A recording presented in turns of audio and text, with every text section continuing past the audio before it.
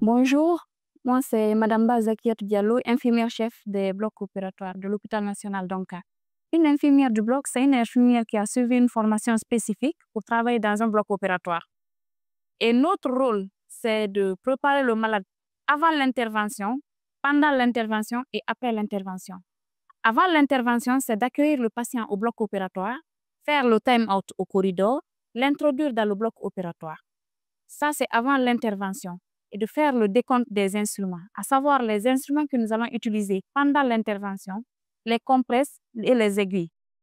Pendant l'intervention, nous aidons le chirurgien, soit côté hémostage, s'il y a un saignement, on aide le chirurgien à clamper le vaisseau qui saigne. S'il s'agit de faire le pansement, on peut l'aider également.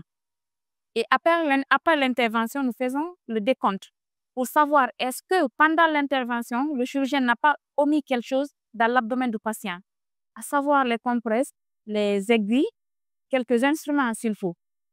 Donc, après l'intervention, nous rangeons le bloc opératoire comme c'était au début et on accompagne le patient dans la salle de réveil. Les compétences d'une infirmière de bloc sont, entre autres, les maîtrises des règles d'hygiène et d'asepsie, la prévention des infections nosocomiales, la gestion du champ opératoire, le contrôle rigoureux du matériel et des procédures de stérilisation, et la connaissance du matériel chirurgical spécifique à chaque spécialité et surtout la capacité à préparer et manipuler les instruments. Les défis majeurs sont les pressions liées à l'exigence du bloc opératoire, ce qui fait qu'aucune erreur n'est permise dans la chaîne de stérilisation ou la gestion du matériel. Donc, c'est un devoir de vigilance constant.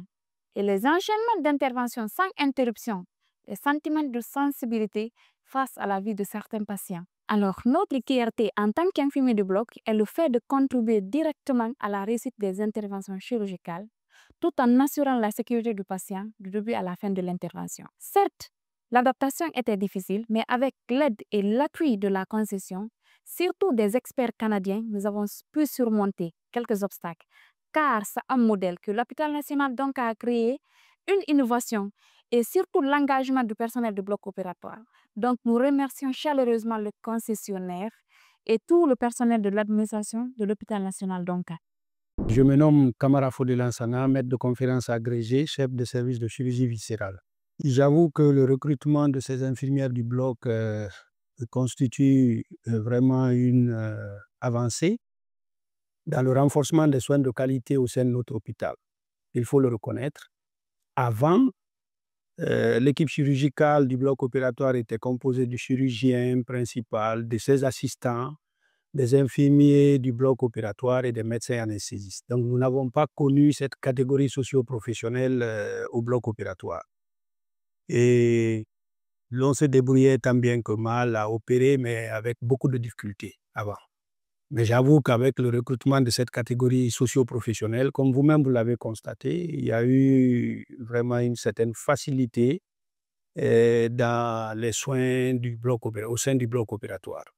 Ce qui a changé dans la pratique, il faut le reconnaître, avec le recrutement de ces IBOD au sein du bloc opératoire, la préparation des patients à l'intervention est facilitée.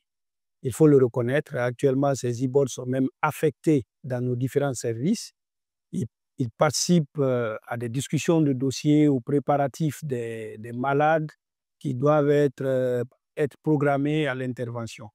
Donc, au sein du bloc, avec l'utilisation d'un checklist que vous avez connu, checklist, le décompte du matériel après l'intervention, la préparation des patients est facilitée vraiment au sein du bloc opératoire.